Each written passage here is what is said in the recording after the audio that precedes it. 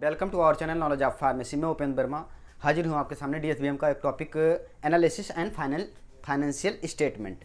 तो एनालिसिस से आपको इस पॉइंट से क्लियर हो रहा है कि उसका विश्लेषण करना, किसी चीज़ का विश्लेषण करना, यानी इसकी मीनिंग होती है एनालिसिस का विश्लेषण करना।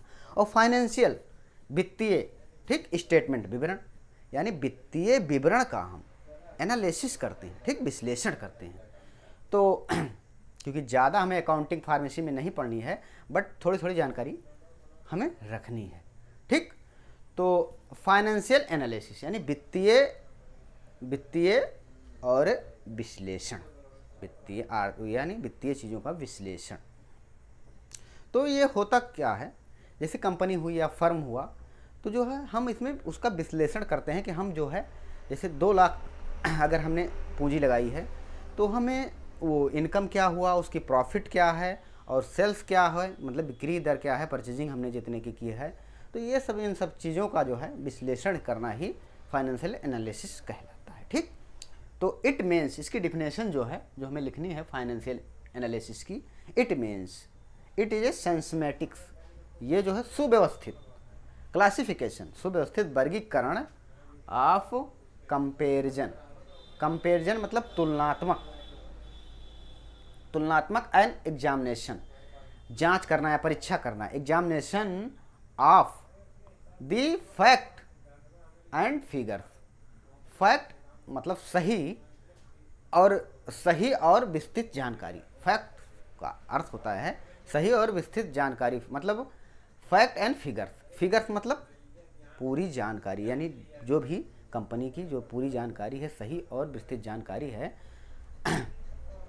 एट डिस्क्लोज जो क्लोज होता है, ठीक, एक जो टाइम होता है क्लोज इन द स्टेटमेंट विवरण, to have the knowledge of regarding के बारे में जानकारी, एंड प्रॉफिटेबिलिटी जो प्रॉफिट हो रही है, profitability and financial position of the company, कि हमारी आर्थिक यानी फाइनेंशियल या वित्तीय कंपनी का क्या पोजीशन है या हमें कितनी प्रॉफिट हुई है, इसी को हम फाइनेंशियल एनालिसिस बोलते हैं।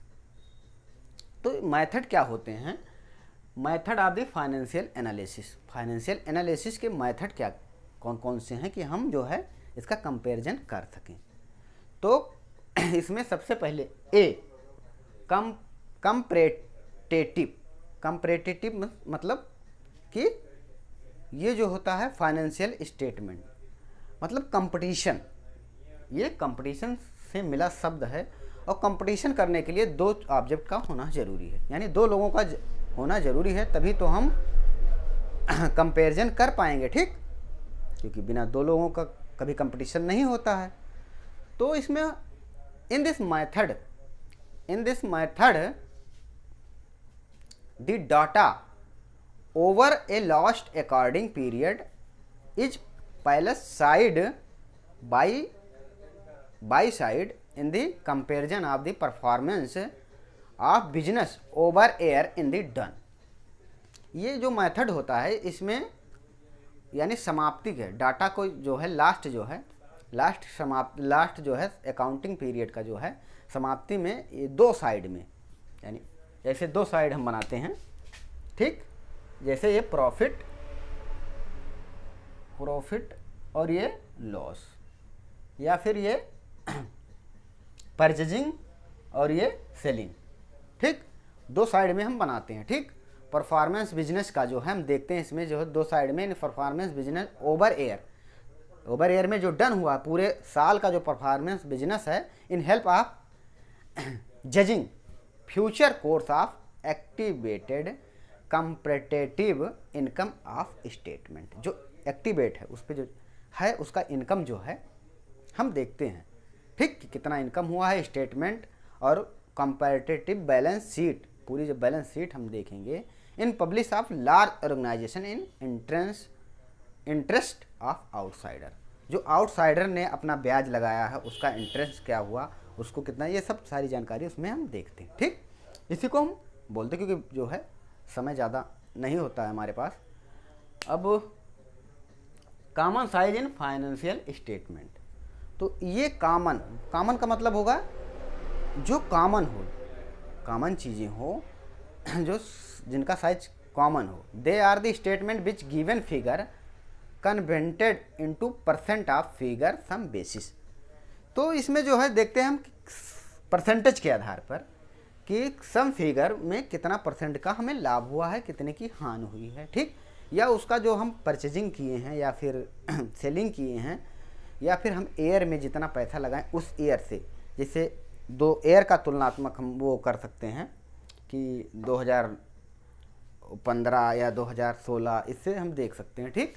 तो figure of the sales in the trading account are taken 100%, ठीक। जो सेल का व्यापारिक अकाउंट है, खाता है, उसको हम देख सकते हैं 100%, ठीक। 100% देखेंगे कि क्या हुआ है क्या नहीं। In balance sheet other total assist, balance sheet हम देख सकते हैं टोटल असिस्ट की यानी पूंजी की, and it total liability, liability क्या क्या है, इन टेकन 100% देख सकते हैं। रिमेनिंग फिगर ऑफ कैलकुलेट, और पूरा फिगर हम कैलकुलेट कर सकते हैं। और यही दोनों ज़्यादा इंपॉर्टेंट हैं जो कि एग्जाम पॉइंट में आते हैं, कंपटीटिव और कॉमन साइज, ठीक। और बाकी जो है आप देख सकते हैं वो भी हम बता रहे हैं। और trade analysis, trend, the method of the combination of the comparative and common size statement, ये दोनों का कॉम्बिनेशन होता है, एक में मिला कॉम्बिनेशन होता है, ठीक। In this method figure final statement होता है, ठीक, of the past in air, base in air, base में क्या हुआ है, पास्ट में क्या हुआ, क्योंकि बिना बेस के पास्ट तो हो नहीं सकता, ठीक। तो बेस भी देखते हैं और पास्ट भी देखते हैं, ठीक। और taken 100% in remaining figure in year, next year in converted according to published. इसमें 2 सालों का पूरा टोटल जो है देखते हैं, ठीक, कंपनी में कितना क्या हुआ है सेलिंग परचेजिंग का, तो उसका हम कंपैरिजन करते हैं, क्योंकि हम पहले बता चुके हैं कि प्रॉफिट लॉस और परसेंटेज, तो उसका हम परसेंटेज देखते हैं, ठीक, कि हम जैसे 1000 की पूंजी, ठीक, परचेजिंग किए हैं और हमने सेल किया है 1,500 का, पब्लिश करते हैं, ठीक। अब रेशियो एनालिसिस, तो ये जो है ratio express of relationship between, ये एक रिलेशनशिप होती है between 2 item financial statement, 2 item का जो है फाइनेंशियल स्टेटमेंट में be defined relation between of according figures express in mathematical term, ठीक। जो मैथमेटिकल के टर्म हैं वो इसमें डिवाइड होते हैं। इसका एडवांटेज क्या होता है कि ये जो है ईजिली कैलकुलेट, अंडरस्टैंड, ईजिली हम कैलकुलेट कर सकते हैं और समझ भी सकते हैं, ईजिली इसका कंपेरिजन भी कर सकते हैं, और ईजिली इंटरप्रेट कर सकते हैं, और help in figure and planning में इसका जो है, किसी भी प्लानिंग में हम इसका जो है फ्यूचर में हमें जब जैसे कोई प्लानिंग करनी है तो हम अपना वो देख सकते हैं विवरण कि हमारी कंपनी या फिर हमारी फर्म किस तरीके से है। और indicated term in efficiency of organization का जो है एफिशिएंसी जो है वो भी हम देख सकते हैं। और डिसएडवांटेज इसके क्या होते हैं, ratio will be misleading of information in the final account, in the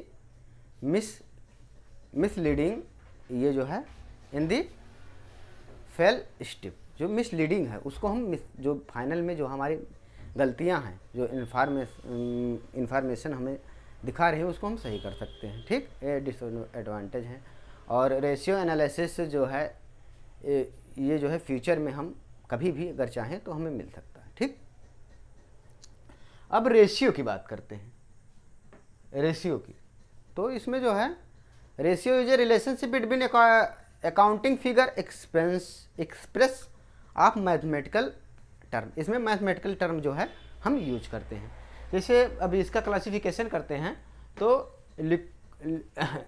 liquidity ratio, इसमें क्या होता है, लिक्विडिटी रेशियो में indicate capacity of the business in the pay of the liability time in the calculate by. Liability time में जो हम calculate करते हैं, ठीक, जो हमारी जिम्मेदारियां दायित्व होती हैं उसमें जो कैलकुलेट करते हैं, इसका करंट रेशियो हम देखते हैं। Current ratio current assist, current जो पूंजी है, और करंट अपान करंट लेबिलिटी, ठीक। अब इसका अनुपाते जो है 2:1 मोर देन एक्सपेक्टेड, ठीक। अब क्विक रेशियो अगर देखेंगे तो क्विक असिस्ट, यानी क्विक मीन्स जल्दी होता है, तो इसमें क्विक असिस्ट और क्विक लेबिलिटी, जो पूंजी जो है जल्दी लगाई जाए और जिसका लेबिलिटी यानी दायित्व जल्दी हो। लिक्विड रेशियो देखेंगे तो लिक्विड असिस्ट और current liability 1:1 of the more than expected. और डी एपिसोड अभी इसमें लिक्विड में देखेंगे तो एब्सोल्यूट लिक्विड असिस्ट और करंट लेबिलिटी, तो इसका जो स्टैंडर्ड देखेंगे 0.5:1, ठीक, आर मोर एक्सपेंस। और अब देखेंगे हम स्टॉक, ये क्या कहते हैं, एक्टिविटी रेशियो। तो इसमें देखेंगे हम स्टॉक, आप इस देख रहे हैं स्टॉक का टर्नओवर देखेंगे कि हमारे स्टॉक का क्या आ रहा है, क्या जा रहा है, टर्नओवर हम देखेंगे। तो इसमें इन्वेंट्री में cost good solid average inventory, और बी में कैपिटल टर्नओवर रेशियो, और इस सी में देखेंगे इन्वेंट्री कंट्रोल पीरियड क्या है, IPC average stock upon cost goods solid. और इसमें जो है नेक्स्ट क्या कहते हैं डे, ये देखेंगे, ठीक। और